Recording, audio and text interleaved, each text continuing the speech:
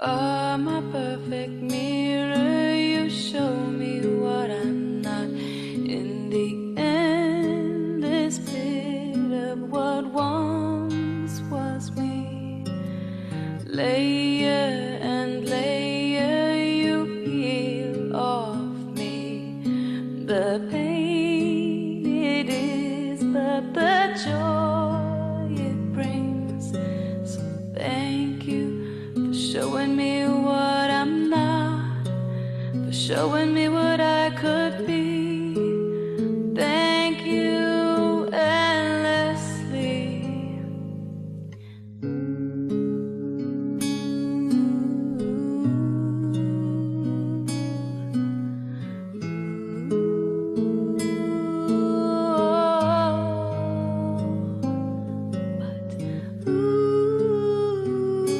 If I could only just be, you could show me all the things I would be willing enough to see.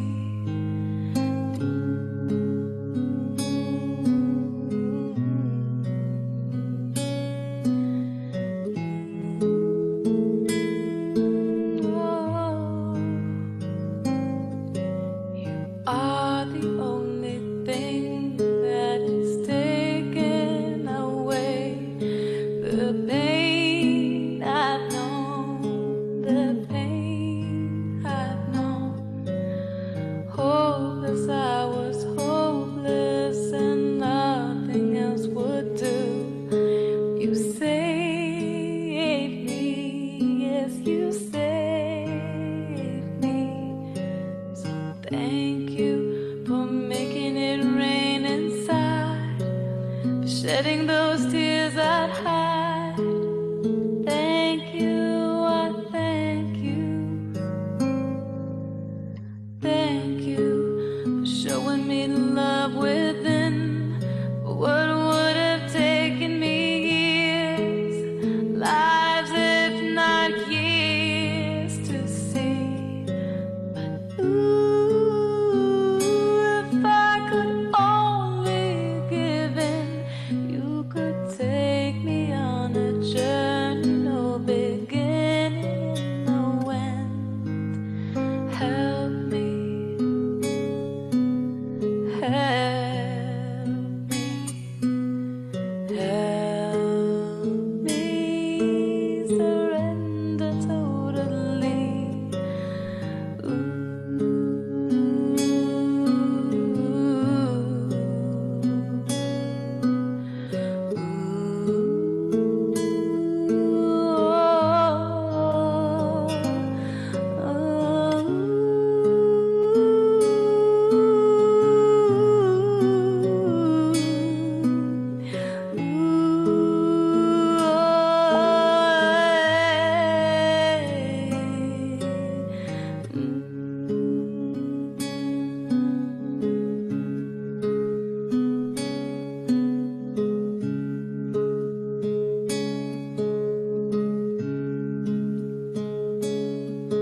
You are my special angel. You found me when I was out of places to go, of people to which to turn.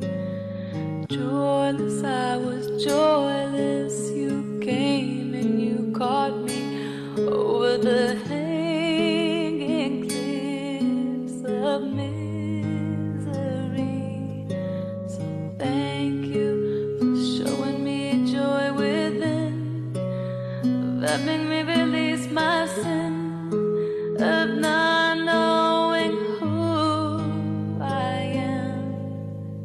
Thank you for all these things. I thank you for everything. I thank you, even for the things I'm not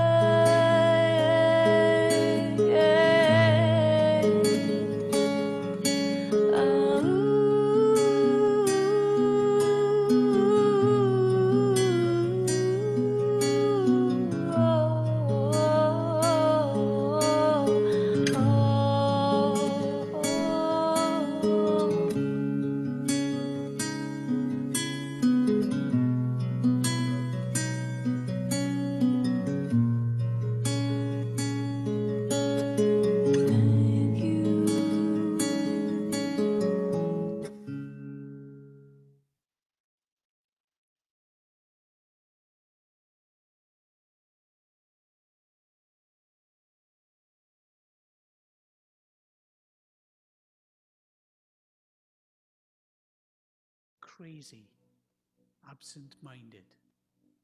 Someone sober will worry about things going badly. Let the lover be.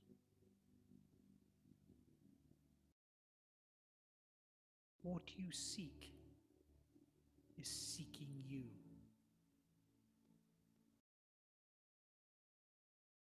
Very little grows on jagged rock. Be ground. Be crumbled, so wild flowers will come up where you are. Your task is not to seek for love, but merely to seek and find all the barriers within yourself that you have built against it. Why should I be unhappy? Every parcel of my being is in full bloom. Raise your words, not voice. It is rain that grows flowers, not thunder. There is a candle in your heart, ready to be kindled. There is a void in your soul, ready to be filled.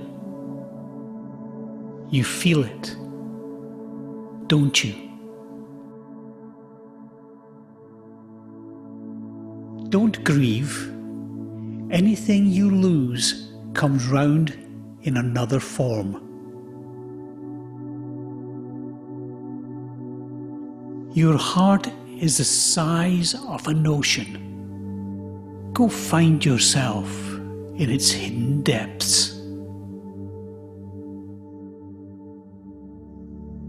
This is love. To fly toward a secret sky, to cause 100 veils to fall each moment. First to let go of life, finally to take a step without feet. Ignore those that make you fearful and sad, that degrade you back towards disease and death. These pains you feel are messengers. Listen to them. Take someone who doesn't keep score, who's not looking to be richer or afraid of losing, who has not the slightest interest even in his own personality. He's free. Sell your cleverness and buy bewilderment. You were born with wings. Why prefer to crawl through life? Start a huge, foolish project like Noah. It makes absolutely no difference what people think of you. Seek the wisdom that will untie your knot. Seek the path that demands your whole being. I want to sing like the birds sing, not worrying about who hears or what they think. The wound is the place where the light enters you. Set your life on fire. Seek those who fan your flames. Yesterday, I was clever, so I wanted to change the world. Today, I am wise, so I am changing myself. You have to keep breaking your heart until it opens.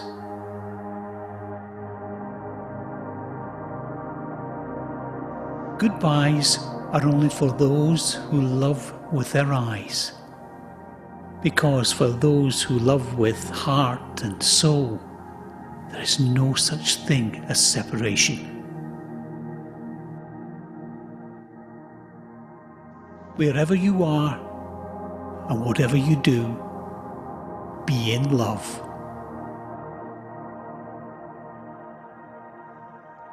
Why do you stay in prison when the door is so wide open?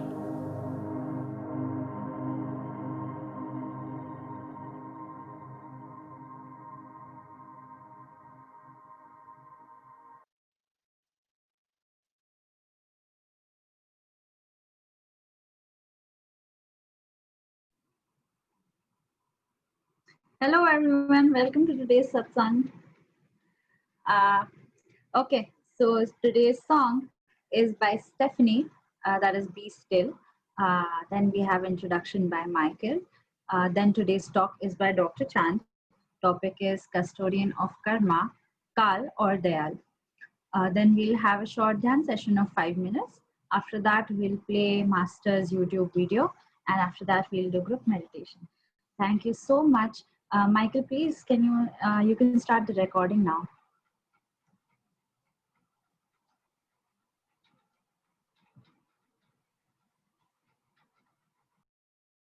Be still and know that I'm with you.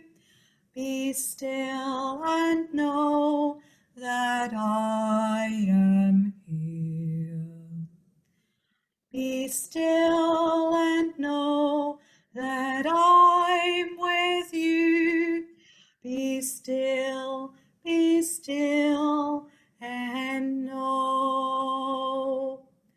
When darkness comes upon you and colors you with fear and shame, be still and know that I'm with you, and I will say your name. If you have worries and are sad, and sleep no longer comes, remember all the words I said. Be still and know. When you go through the valley and life seems like a long big hill, if Master seems so far away, be still, be still, be still. If you forget the way to go and lose where you came from, know that I'm standing beside you. Be still and know I am. Be still and know that I'm with you. Be still and know I am.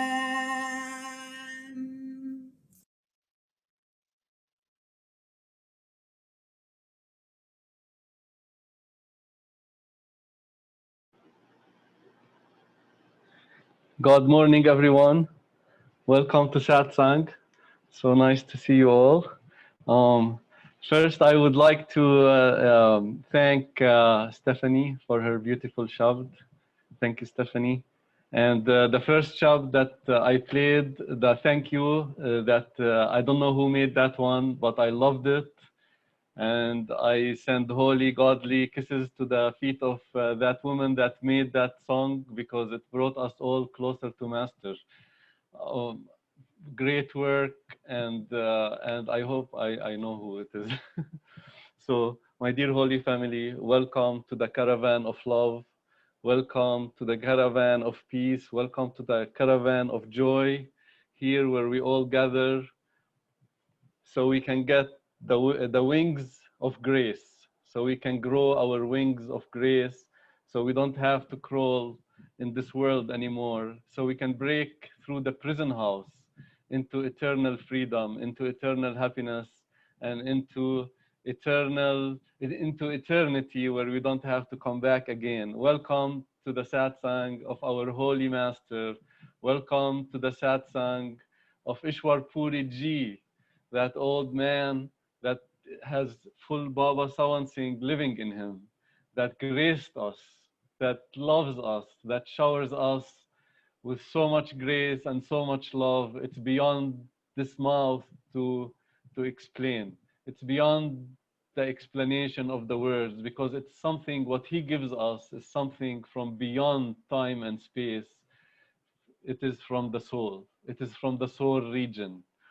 So I wanted to talk about, to tell you a story that has a lot of deep meaning, and it has a lot of delicious manna of life, food of life, and water of life. The eternal spring is in every word of that story. So I hope you will eat and drink Father God's plate, Father God's food that is being given to us through the story that came from Rumi, who was one with God, one with eternity, and everything that came out of his mouth is the poetry of the beyond, the poetry of soul, the poetry of God, the poetry of the kingdom of God.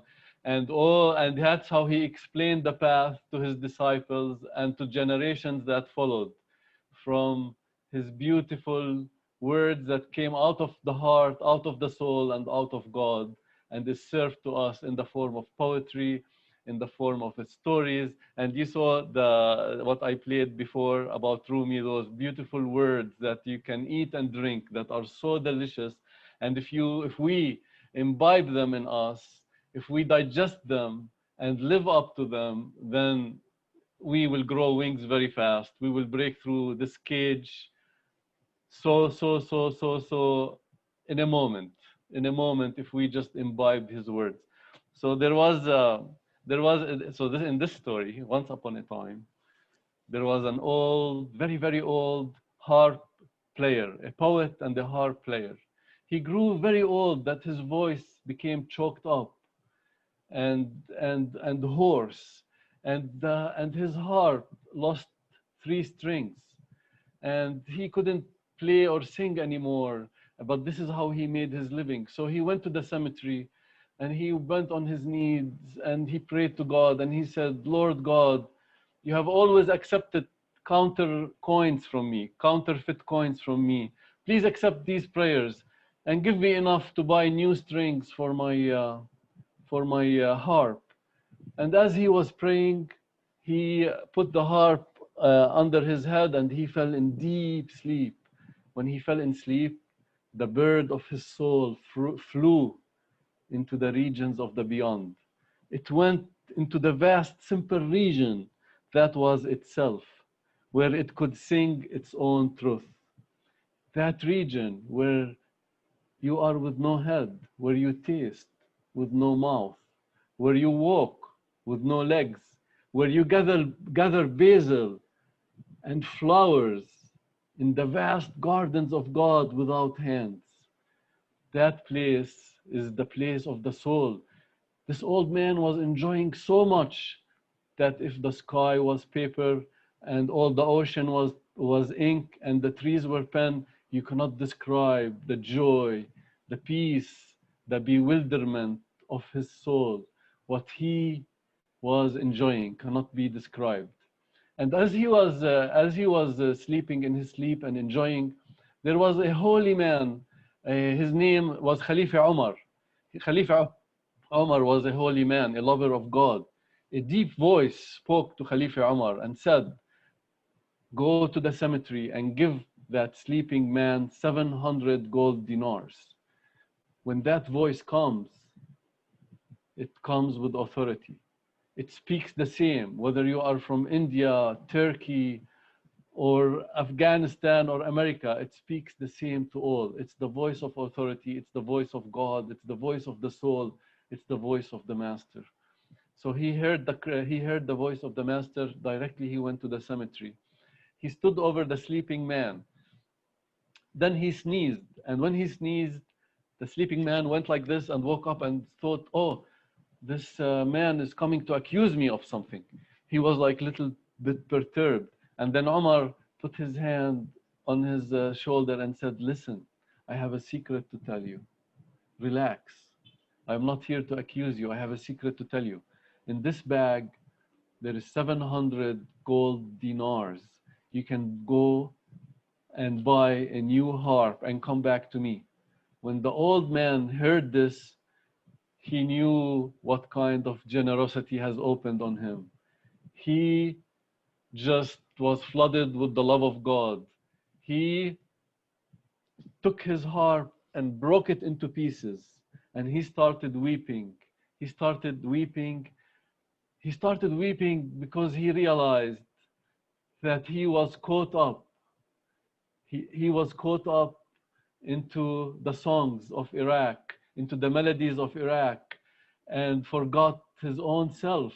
Caravan after caravan was leaving to his own true home, yet he was engaged in the music of the world and forgot his true self. And then after he broke the harp into pieces, and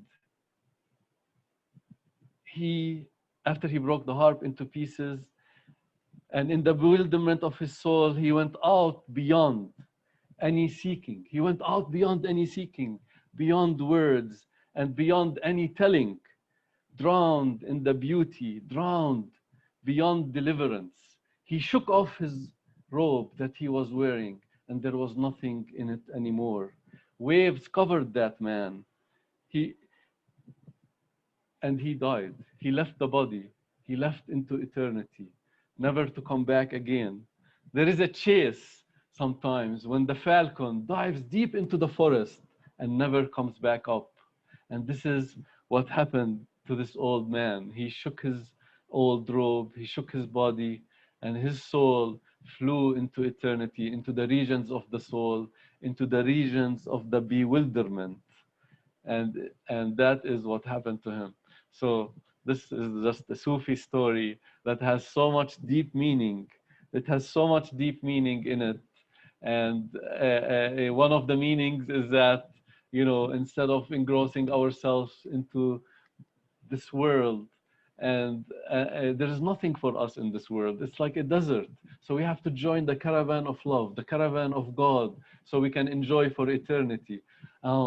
And this is where the true enjoyment is. It is in Master, in God, in the kingdom of God.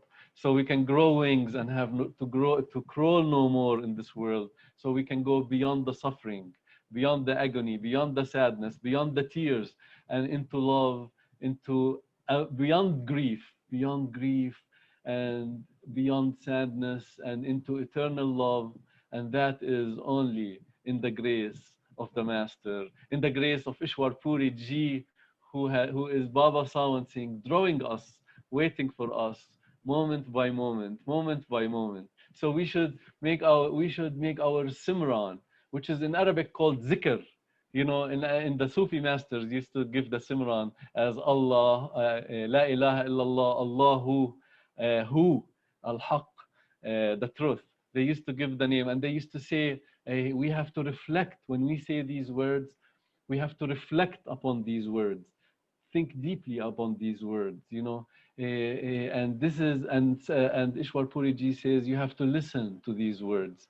Let the mind repeat these words, and your soul listen to these words. And this is how you can grow wings, learn how to die, and leave this body into the regions of the soul, into the regions of the bewilderment, into the regions where we can walk with no feet, speak with no tongue, see with no eyes, and love, love, love. So now, this is my introduction to you, and I welcome my very dear brother Chand, who comes here every week and gives us treasure words of the mystical secrets.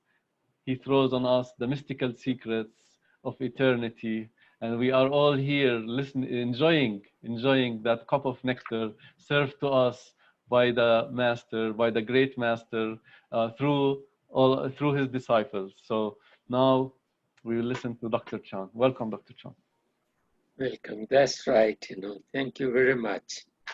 Now, today we are talking on the domain of Kal, that how the Kal or Dayal operates, the karma aspect, That's how the karma always deals, that how we really understand this part, that how karma takes us where, This is because we say that the custodian of karma is Kal, not Dayal.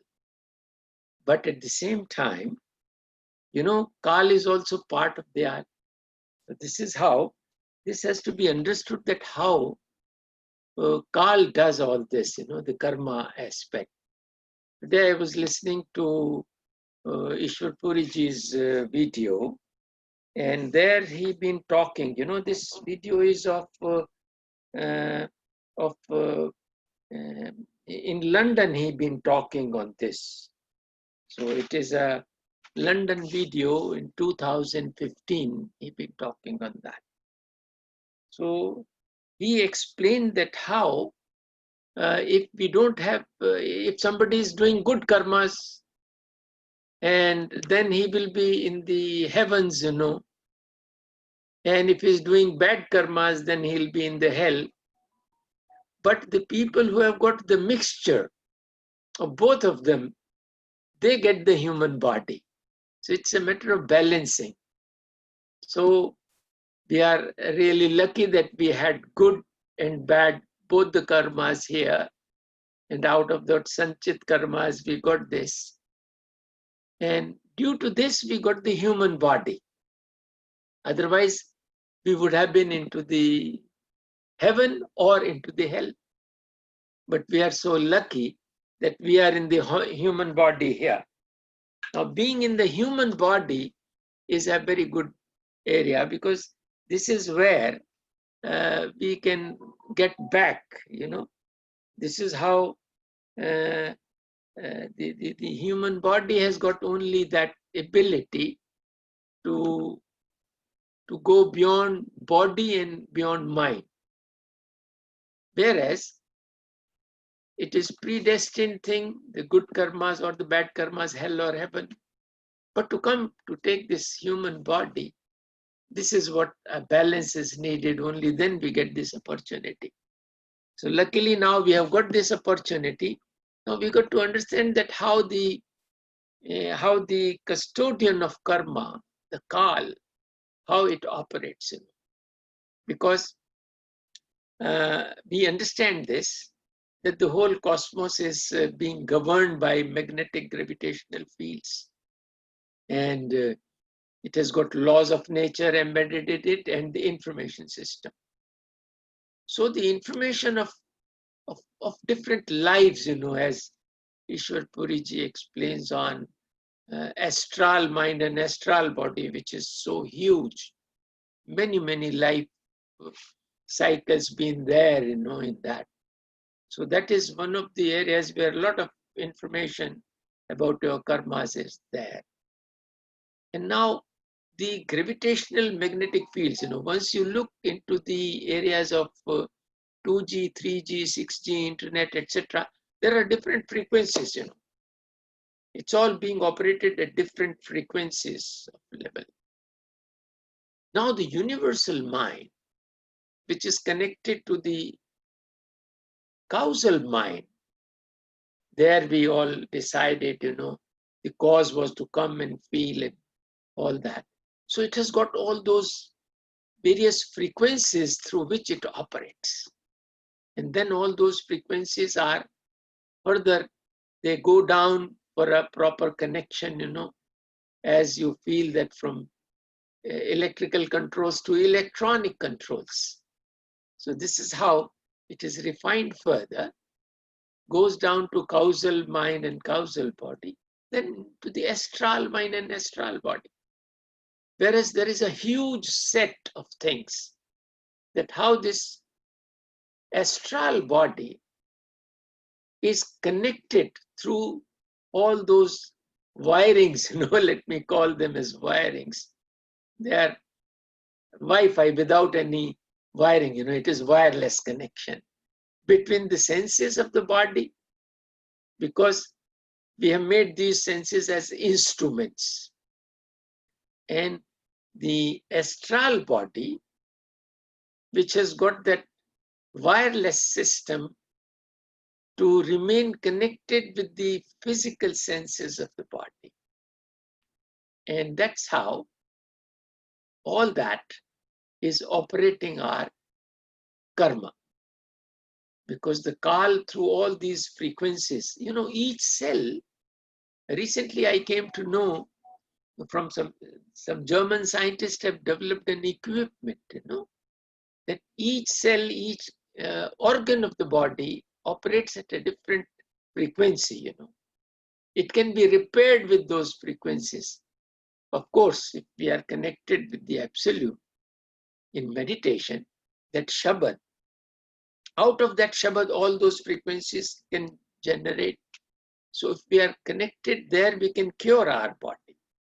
But the scientist in Germany has developed this for people who do not meditate or who did not get this opportunity to get a perfect living master.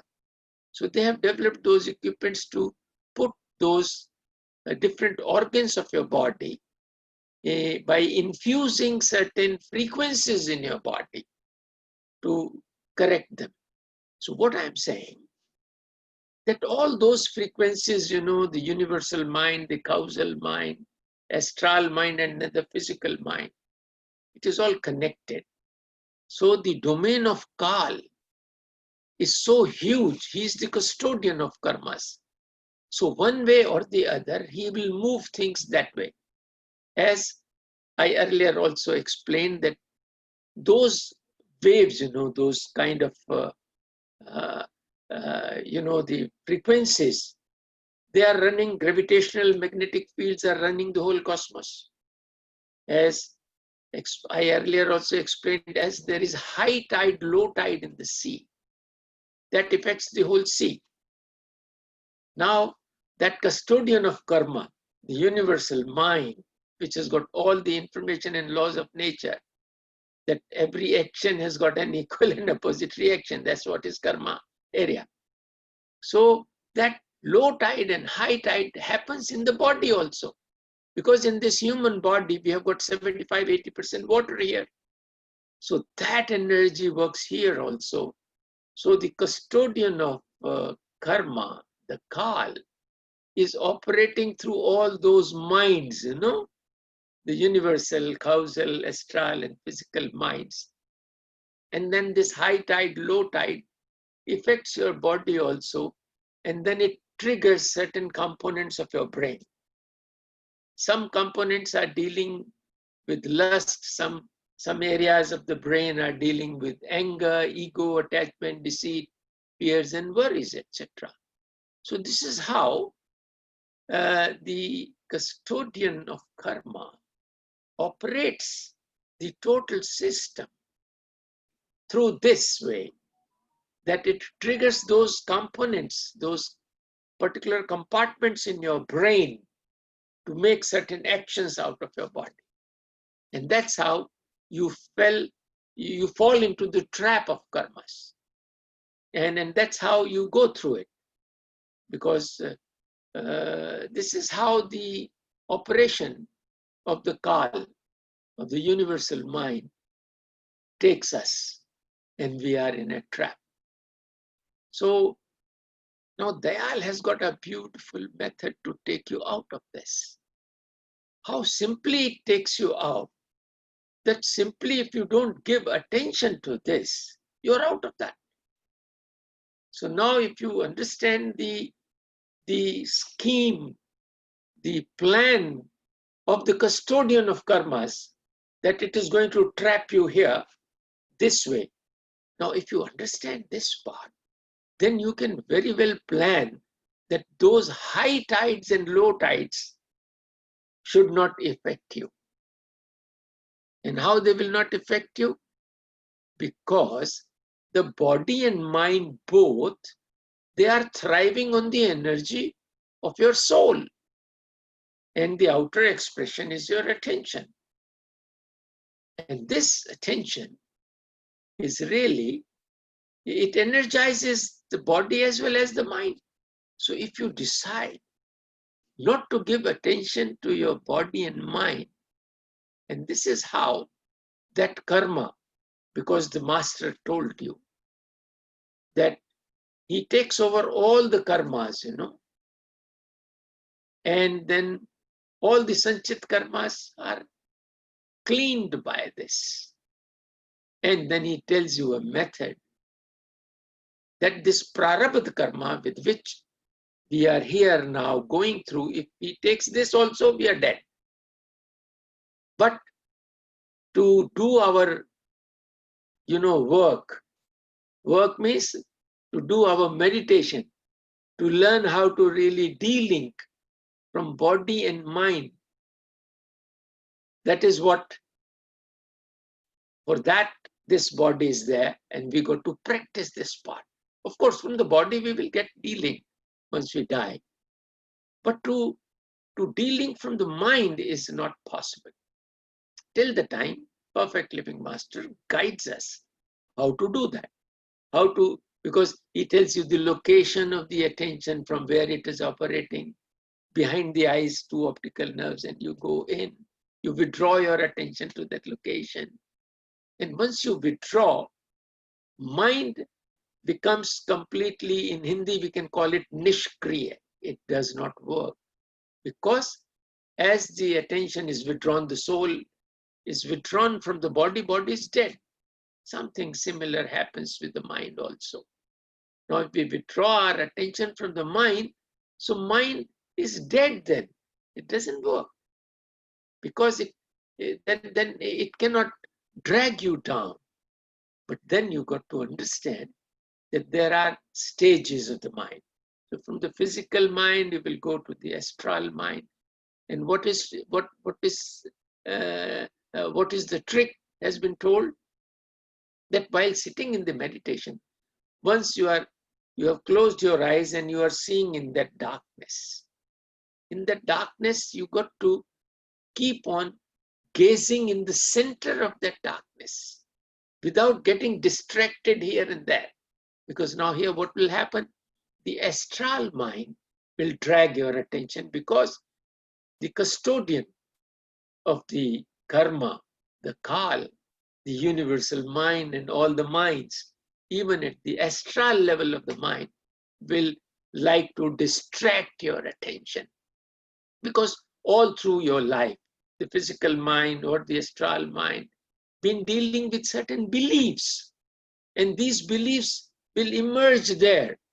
Because some people will start seeing certain demigods, they'll start seeing whatever beliefs they had. Somebody will see Hanumana, somebody will see Lord Krishna, Rama, or all of them, whatever. So all different beliefs, somebody will see the Christ or whatever. So now you got to understand this part, that even the astral mind can dislodge you from your path. So being alert, as I say, that you got to remain alert to keep gazing in the center of that darkness, so that your passage is clear and you keep on going ahead. Then you will find that another area from the astral mind, you will enter into the causal mind, and still you got to go ahead. Then a lot of details are told to you, that there is Bhamar Gufa. Then how it is said, my mother tells, that once she was crossing that Bhamar Gufa, and how she felt that it is all dark there, and the light from her own body, which is of many suns together, sometimes it cannot dissipate that darkness, Then what really, she started explaining that she kept her hand like this, and out of her hand, the light is coming. Brilliant lights are coming and showing him the path into that Bhavar Gufa, and she crosses that path. Now, understanding this area, that how the custodian of karma is gonna distract your attention, which I'm saying that you got to keep it just in the center of that darkness and keep on going. Don't get distracted by anything whichever is visible in those areas, because whatever we start liking, so we stop there. So now the Guru has told us, the perfect living master told us about this, that how to really keep on going ahead. There is no end to your journey from going beyond Sachkhand, Alag, Agam, Anam. So those areas where a lot of things are happening. So this is how, because, this is Kal will never leave us. Because there is a law, every action has got an equal and opposite reaction. If we have done good karmas, we will have to enjoy that part. If we have done bad karmas, we will enjoy that part also. So it is all there. Now to coming out of this particular method of Surat Shabad Yoga is so easy, that you're part of that light, and your attention, that Shabad, you keep on concentrating on that part, keep withdrawing your attention to that particular thing which really takes you there. And finally, you start going out of that. So how to manage this particular, this domain of Kal, because he is the custodian of it. And one way or the other, he is going to create all those problems because he wants to drag you and make you do that. Whereas the master has really told us the method. Now the master is with us. So that custodian cannot do anything because master appears. But it is only then, once you reach that stage of the radiant form of the master. Till then, it's a hard work. It's a hard work that you got to keep your attention there in the center and keep it connected to the Shabad. And this is how it takes you out of all that. It's just like a rope, if you have fallen into a well, and if you're holding to that rope, and only then that rope can take you out. So that Shabad is like a rope for us.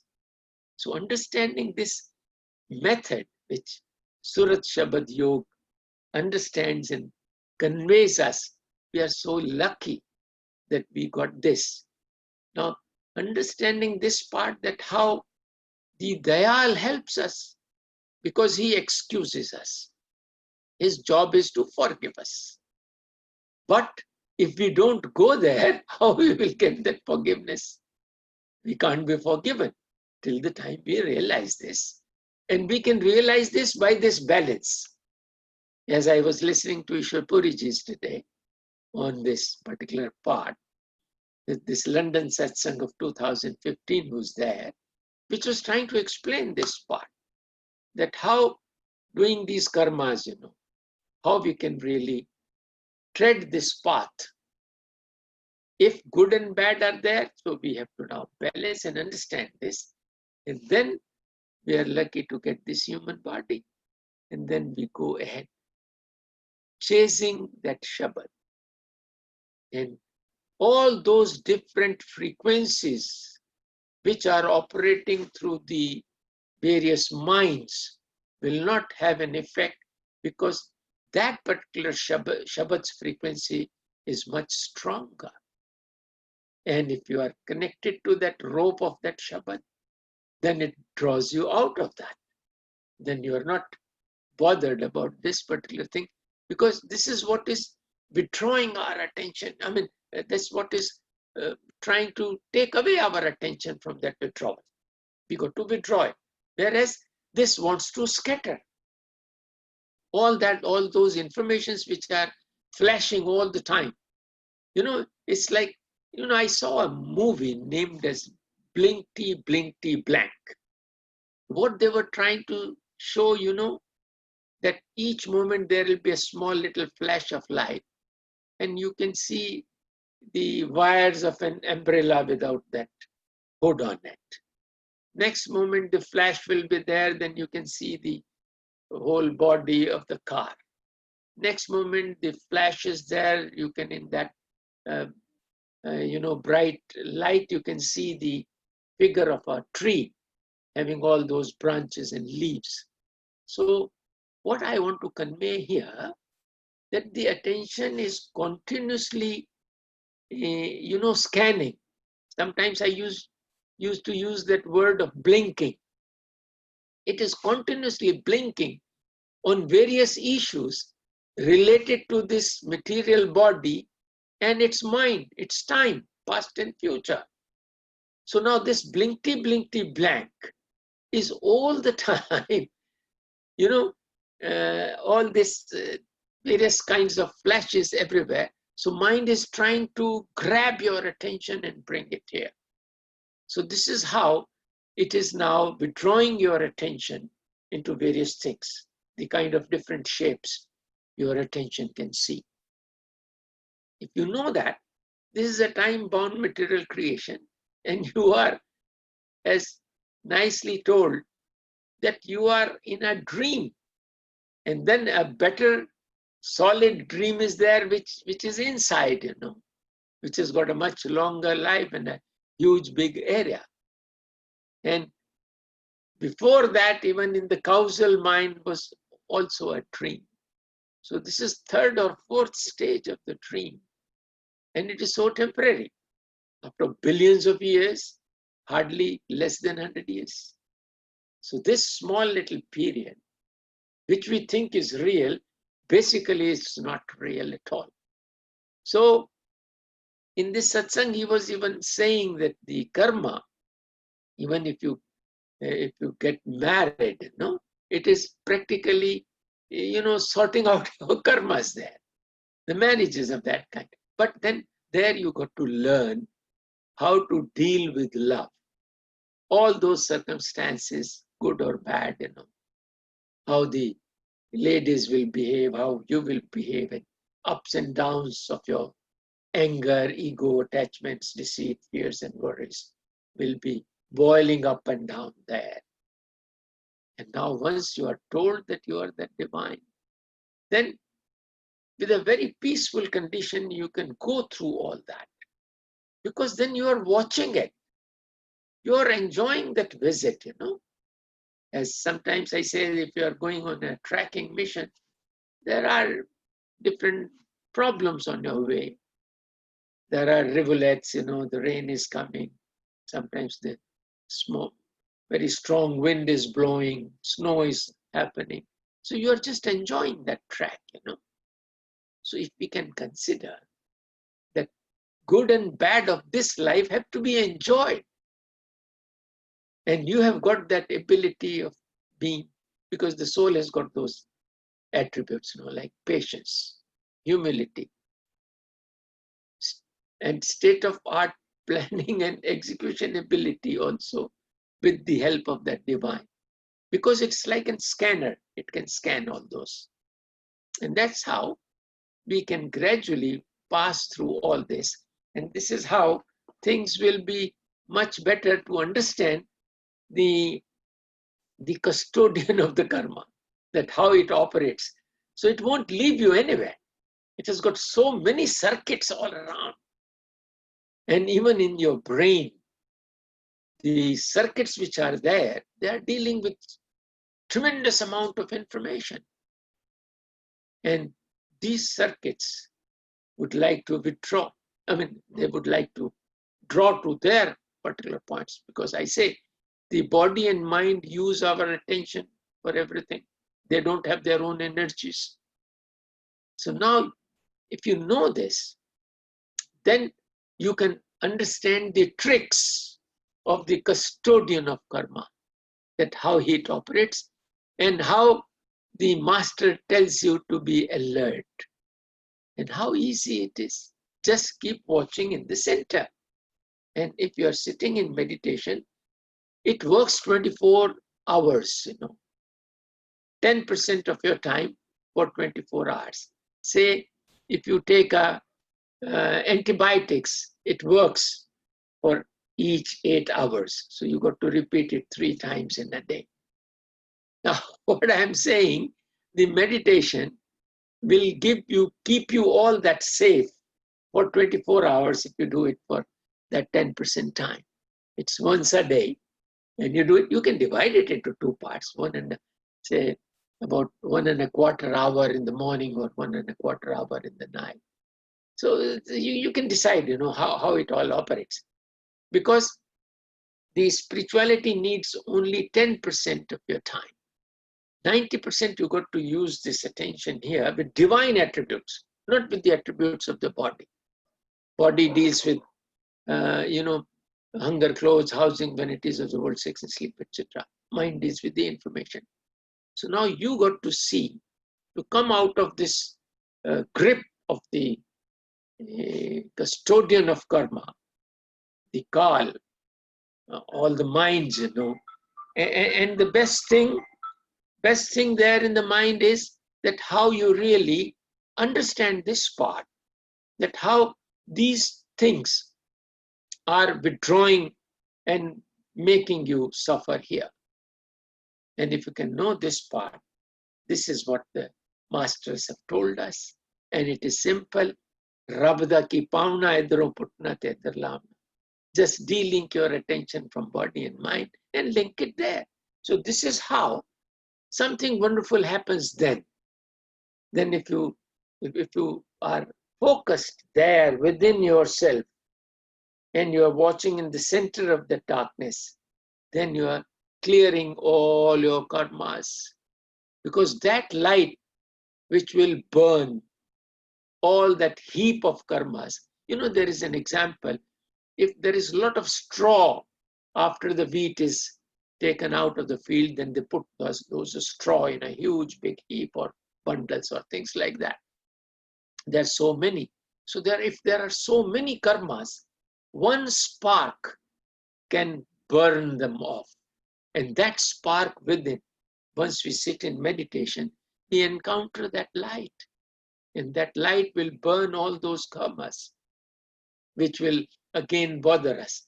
So to learn this, how to de-link from body and mind also is a key.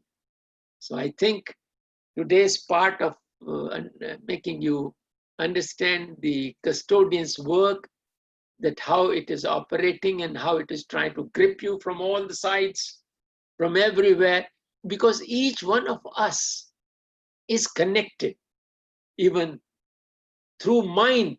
All the minds of the world are connected. So that mind gives those kind of informations to other minds to put all those karmas to grab you. So now you can see such a huge, big network. I could see that how this fiber optics been working. So they made a beautiful picture of the whole cosmos, and then how those optical fibers been firing all that information, which is going in packets all around, covering the whole globe from one corner to the other. So it's a big, kind of a, that's what is gripping you from all the sides. It's a net. It's a complete net. As a fish gets, into the net, and it cannot escape there. So this is how that particular part grips you in such a manner, all this, custodian of karma, it is working like that. And if you are alert, you can quietly come out of that, because you have got that rope of the Shabad with you, which can take you out of this. So this is what I wanted to tell you today. I hope I have done my part. And now if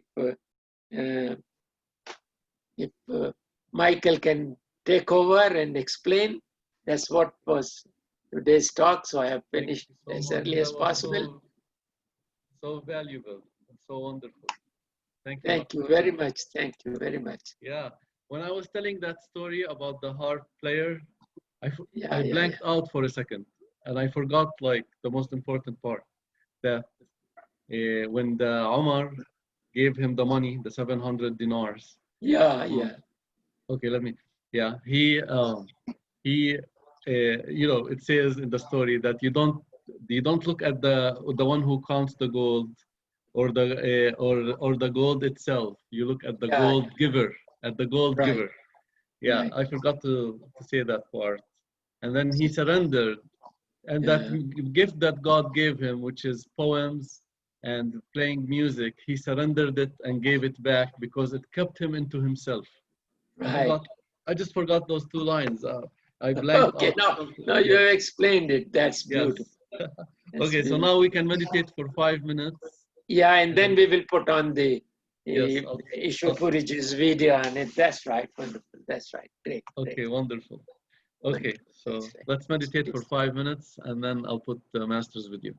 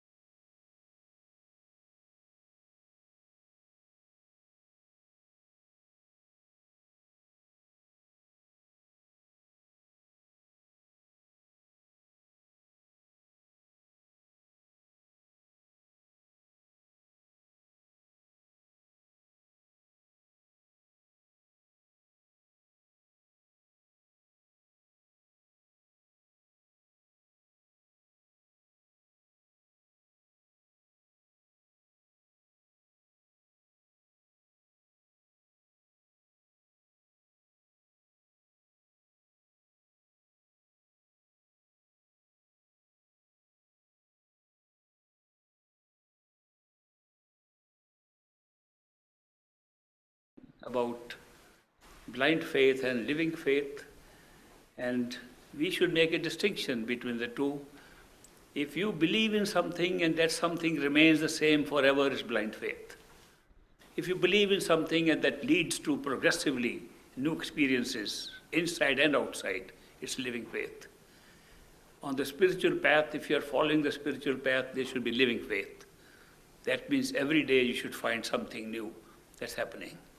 If it doesn't, then look at your own self and see, am I doing my homework? Am I trying to shift my attention from things that are outside to what is inside me? If you are progressively shifting your attention from things outside to what is within you, then you will be making progress. You can try it out. Most of the times these friends have come to me and complained nothing is happening is because nothing is happening in their own style of meditation. They meditate like a ritual, and they put all their attention on worldly activities. Meditation is merely a very small part of their ritual, and while they're performing the ritual, they're still thinking of all the worldly things. How can there be a change? Meditation, to be real, is a means only to shift your attention from things that are happening outside to what is inside you. Therefore, review it yourself on a daily basis. Am I making my meditation more useful, more meaningful? Have I today thought less about things that are outside and more about what's going on inside me? Have I explored what's inside this darkness when I close my eyes? Is there darkness? Is there something else? Can I look out and see if there are any images around me? What is the situation outside? Where am I sitting in this darkness inside? Am I shifting my position? Have I moved backwards since I started? Have I moved forward towards my eyes in the head? These are issues that you should examine on a daily basis and see if you're making progress. When you examine these and make progress and put more attention on these things, automatically you will see new experiences will arise and make your faith a living faith. The most important thing in meditation that I discovered, and I've shared with you before, is that the meditation where you merely close your eyes and sit and think about the world is no meditation at all. If you want to make meditation effective, the very first step and the most important step is to feel that you are not this body, that you are inside this body, that this body is a house of yours, a mansion of yours, a vehicle of yours, and it has many several parts, that the part above the eyes, to the top of the head, that this section of your body is the place which you should call your meditation chamber, in which you should meditate. It's a single, separate place in the whole body. It's not necessary to go to heart chakra and other chakras and go all the way around. Just one small section, just a small little piece. This, your forehead and the area behind it, is all that is required for good meditation. Think of nothing else except that part, that you are in this area and you are sitting behind this area. And this is a wall in front. The eyes are some doors, you have locked them for a while, and you are sitting in the center of this little hall, little place, your meditation chamber. If you don't do this and start by closing your eyes and feeling conscious of your whole body all the time, what meditation is that? Where will it lead you to? Except waste of time. I don't think there's any benefit in merely closing your eyes and sitting for 2.5 hours and thinking about the whole world and all your issues and saying you have been meditating 2.5 hours. 10 minutes of good, effective meditation with your attention behind the eyes is worth more than 2.5 hours of useless meditation, thinking of the whole world and sitting in your body with your eyes closed. Therefore, the very first step for effective, good meditation to get you results is to forget that this is you. The body is a vehicle, and you are sitting in the chamber where you are supposed to meditate every day. Decorate it. Make it a pleasant place. You can do so much in that little space behind your eyes. You close your eyes, there's a space there. You can decorate it. Put furniture there with your imagination. Put drapes there all around. Put flowers there. Make it such a pleasant place that you would like to go there every day. But make it there, nowhere else. We are constantly decorating our rooms outside. We even decorate a room which we call as our meditation chamber. We put all kinds of things, candles, we light candles there. We put incense there. Nothing is there outside. We are trying to pull our attention from there and we are putting more attention outside. If you want to put candles, put them inside. Imagination is a very powerful instrument to create anything you want behind the eyes. So when you want to meditate effectively, sit behind the eyes, make that space behind the eyes. No matter how hard the mind tries to jump down, you say, no, I am going to make a very hard floor at the eye level. Because when we try to meditate behind the eyes, so many times we just drop down and we are no longer there. Every now and then we have to remind, where are we? No, we are no longer, neither behind the eyes nor above the eyes. We are only going down below and to our throat. The reason is simple. Every night we go to sleep. Sleeping is also a kind of meditation because we lose awareness of the body, which we try to do in wakeful meditation also. We try to lose awareness of our body. In sleep also we want to lose awareness of our body, and it's automatic. All our life we have been sleeping at night and finding out we lose awareness of our body and go into a dream state which we forget most of the time. But we are not in the body at that time. How does a dream take place? The wakeful state is one wakeful state in the body where we believe that when we look out from our eyes, we are behind the eyes in this body and looking out from there. When we are looking out with our eyes, we feel our thinking process is taking place in the head, not in the hands, not in the arm, not in the torso, not in the heart, nowhere except in the head. We have a feeling, and a correct feeling, that the whole conscious apparatus is operating from a focal point which is in the head behind the eyes. And that's our wakeful state. In the dream state, that shifts. If you could find out where does it shift, which can be done by yogic practices, where does it shift? You will find it shifts exactly down below when you're going into dream. When you're dreaming, you believe you're here in the throat. Supposing you could suddenly wake up, halfway in a dream, not fully awake, and touch your eyes, you touch your throat. And think you're touching your eyes. Even when you're half asleep at night and you want to check by touching your eyes, in the wakeful state, you don't have to open your eyes to see where your eyes are. You know where they are. You can close your eyes and touch them with your hands anytime, and you know where they are. You're half asleep, try to touch your eyes, you touch your nose. The descent has already started. Therefore, this movement of our attention, movement of our level or point of consciousness in the human body when we're sitting here, shifts all the time. It shifts during meditation, it shifts when we get higher awarenesses, it also shifts when we get lower awarenesses like a dream state. So therefore, if you want to make use of this consciousness about yourself in a wakeful state, and that's the only state in which you can make use of it. Because the whole experience of free will, the experience that you can make a choice, takes place in the wakeful state. It does not take place in any other state. You cannot make choices when you're sleeping. You cannot make choices if you're in the higher heavens. You can only make a choice here. In the lower state of dreaming, you can't make a choice because it is running like a prescripted thing. You run from place to place. It's happening so fast. Locations change, things change, people change so rapidly, and it all looks very normal.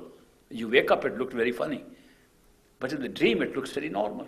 But you lose that ability to sit and deliberate. Should I do it or not do it?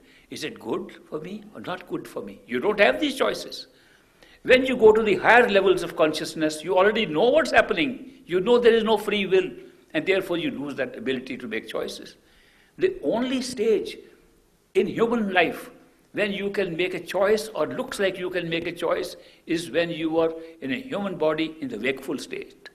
This is a wakeful state in which I am talking to you. This is the state in which we can make any decision to go within, make any decision to make progress.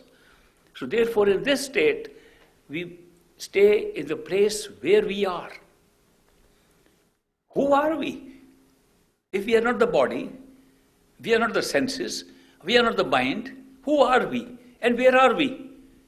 If we are creating all these things around ourselves, where are we creating from? The answer to this question will depend upon what experience you are having at any one time.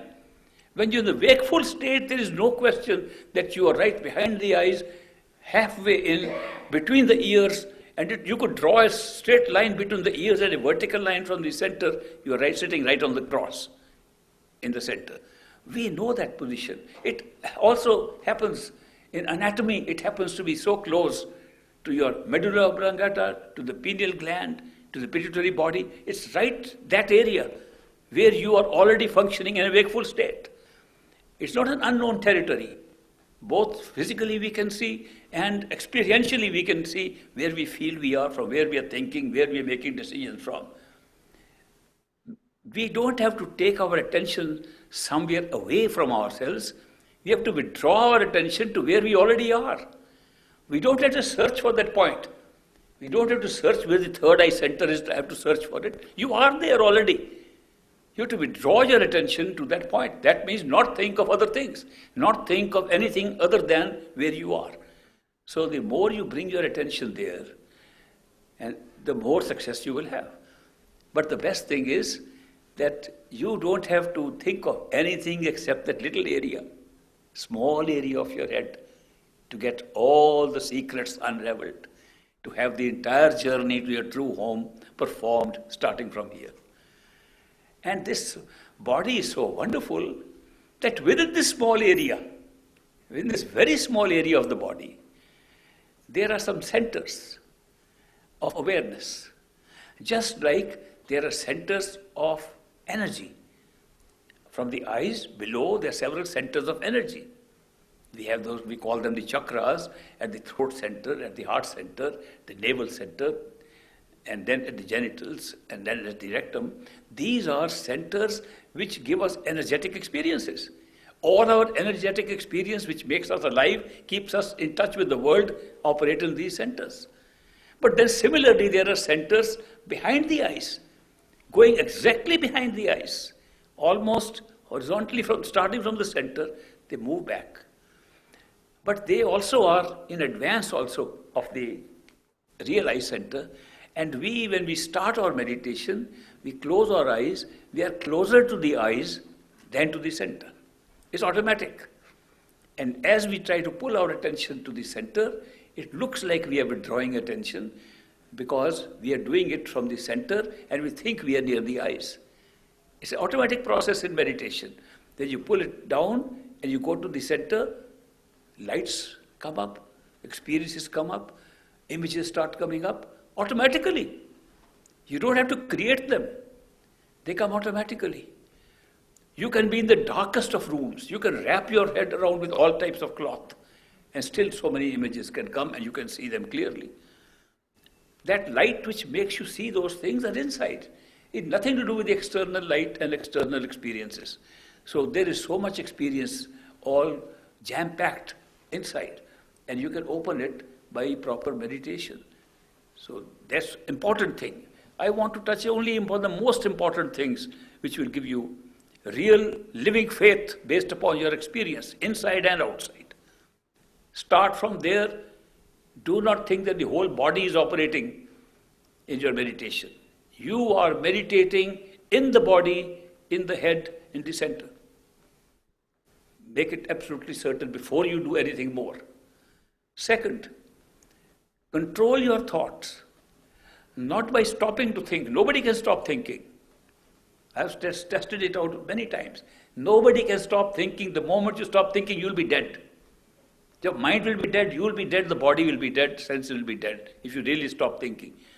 But you divert your thoughts to what you want to think. That means think about what is inside. Just change your thoughts about what is inside you. And once you start thinking about what is inside, your attention will automatically start going in there. Take great care not to be interrupting this train of bringing your attention inside by external thoughts. Mind will fight. Because mind is so used to taking you outside, it will fight. It almost takes on the position of an adversary. And you don't know that the same mind which you are using all the time, even for thinking, even for using it to your benefit, can turn against you during meditation. Have you ever tried that if you want to put your attention on the heart center, it's so easy? You try to put the attention behind the eyes, it is so difficult. Why should there be difficulty if you're just putting your attention on two different parts of the body? Because the mind loves this, to go to the heart center. The mind resists going backwards where it will lose its own identity and it can be controlled by you. Today it's controlling us. The mind is controlling us, and by putting it in the center, we start controlling the mind. So that is why it resists us. Now once you have done that, then what else is there to take you to the spiritual path? I have said earlier in the morning, the only true spiritual way is love and devotion. All others is to satisfy the mind. Everything else we are doing is just to keep the mind at bay, to play a game with the mind, to say, okay, don't come in my way, I'm on my way, journey to my home. But the true path is path of love and devotion. How do we practice love and devotion? How do we know? How do we have an experience of love? And what is devotion? And how can we have it? It is not a mental game to play the game of love and devotion. It's a spiritual game. Therefore, the mind cannot play it. Thoughts cannot play it. You can't think about it and create love and devotion.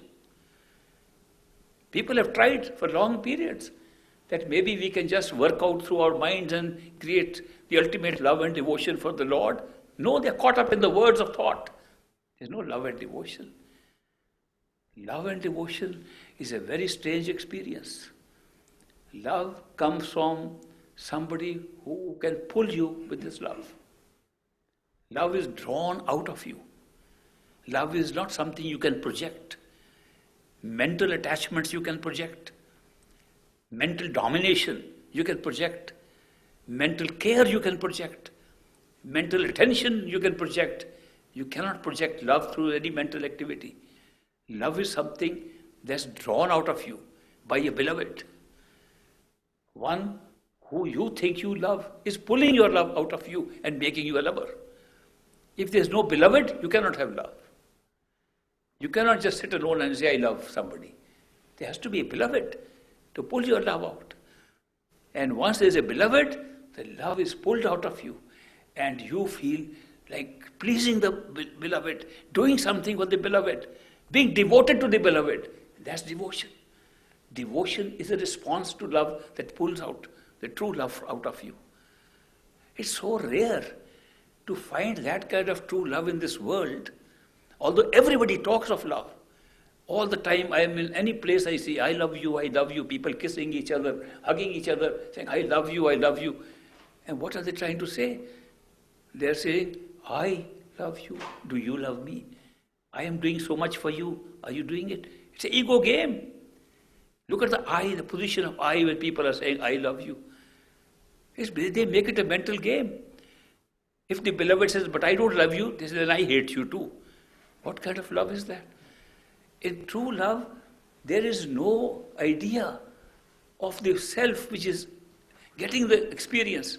It's the beloved that occupies the whole of the thought process, occupies the space in the head. The beloved pulls you and makes you feel loved.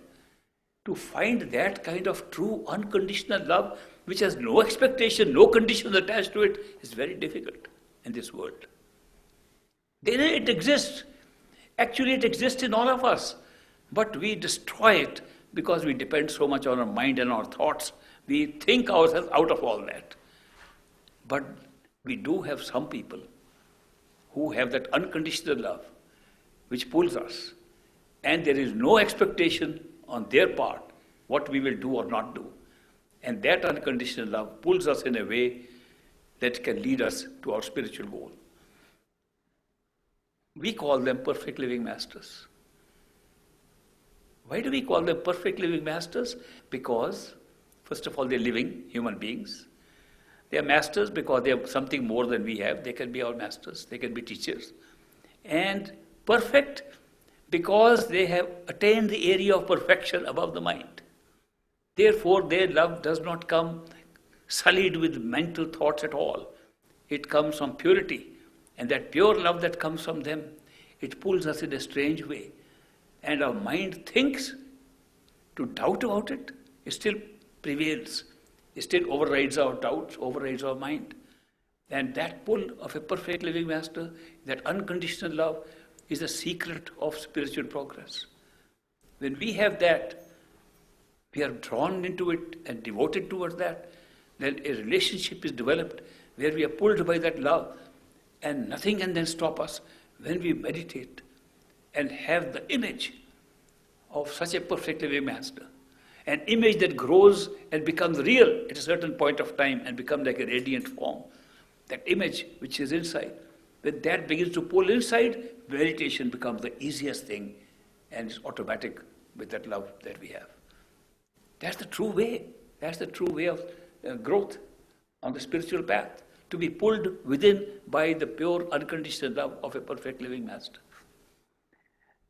People tell me, we don't need a master. I said, sure, for learning about this path, you don't need a master. Plenty of books exist. You can attend many lectures, people giving all the information. But do the books give you the experience of being drawn with unconditional love? I've never seen that. I see people giving so much importance to books. They put them into a pedestal. They call them scriptures higher than themselves. They put more attention on the books than they put on human beings. And yet no books have ever been able to draw us with their unconditional love. Books serve a certain purpose, to give us information, period. True love comes from a human being. And therefore, if for nothing else on a spiritual path, if we need a perfect living master, it is for the experience of unconditional love, without which you will not make any progress beyond the mind. You can have some experiences in the lower levels, but all within the mind. To go beyond the mind, you have to have the experience of unconditional love that pulls you, draws you, and then it goes within, and the master goes within you and pulls you from there and takes you back home, beyond the mind. So that is why I say, if for no other reason, for this one reason, you need the company of a perfect living master. A perfect living master is a human being, just like us. He's not superhuman. He's not a Superman who's come here. He's as ordinary as we are. If he's not as ordinary as we are, we cannot have love for that person. Imagine what I'm saying. That if he's superhuman, you can never love that person. You only love somebody who's like us. If a superhuman being, a Superman flies into this room, you can be awed by that person. You can be frightened by that person. You can even worship that person. But you will never love that person. Love is something very different. Love is at our level. Love is at the level at which we communicate, with words or without words. And therefore, these perfect living masters who can give us that kind of unconditional love are never superhuman beings. They don't even perform open miracles. They perform millions of miracles in our personal lives. But they don't go about showing that they are superhuman. Why should they? It doesn't serve any purpose for them. Their purpose is not to show off in an unreal world who they are. Their purpose is to draw us to our own reality, to draw us to our true home and take us back home with love and friendship with them. It's an amazing thing on the spiritual path that one thing that the spiritual path can take care of is loneliness. Loneliness is only taken care of if you have a permanent friend with you. A friend you can rely upon at all times, who is with you all the time. A perfect living master with his unconditional love manifests himself in you, in your thoughts, in your feelings, in your experiences, in your visual experiences. He is with you. And you can never be lonely again if you have had an inner experience, a lasting inner experience with a perfect living master. takes care of a very big thing, big problem that is there of loneliness. Therefore, some people have pointed out to me that you talk about loneliness and curing loneliness with the company of a perfect living master, but isn't it an irony that when we reach our true home, we find we are only one and become lonely again? What kind of journey is this? That here we are lonely in spite of so much company, because nobody is like us. Our relationship doesn't go beyond skin deep relationship. We don't experience that companionship that we need. Therefore we are lonely. And then we find a master. And then we are very happy. Then we have some company. Then we travel together. Then we enjoy our company. And at the end, you all merge and become one and become lonely again. That looks like a very strange kind of journey. The truth is,